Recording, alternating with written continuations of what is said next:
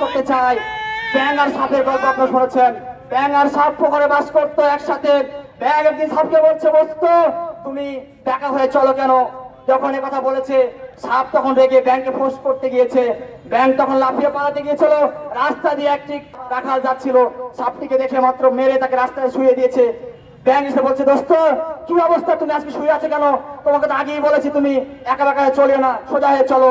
কিন্তু তুমি সোজা হয়ে মরার পরে আওয়ামী লীগ আমাদেরকে নিষিদ্ধ করতে গিয়ে, অমানবিক নির্যাতন করে আমাদেরকে নিষিদ্ধ করতে গিয়ে তারা আজকে দিল্লি গিয়ে বলেছে, কিনা বলেন? এখনো যারা আওয়ামী লীগের কায়দায় আমাদের মসজিদ গুলোতে, আমাদের গণসংযোগ গুলোতে আক্রমণ করছেন, আমরা আপনাদের বন্ধু বলতে চাই, যদি আপনারা বেকাপদের আশ্রয় গ্রহণ করেন, আপনাদেরও ঠাঁই বাংলার জমিনে হবে না। চরিত্র সংশোধন করে ফিরে আসুন, সত্যের পক্ষে, ন্যায়ের পক্ষে, ইনসাফের পক্ষে, দেশের মানুষের অধিকার আদায় আমরা একসাথে হাঁটতে চাই। অধ্যাপক মুজিবুর রহমানের দাঁড়িপাল্লায় ভরছে।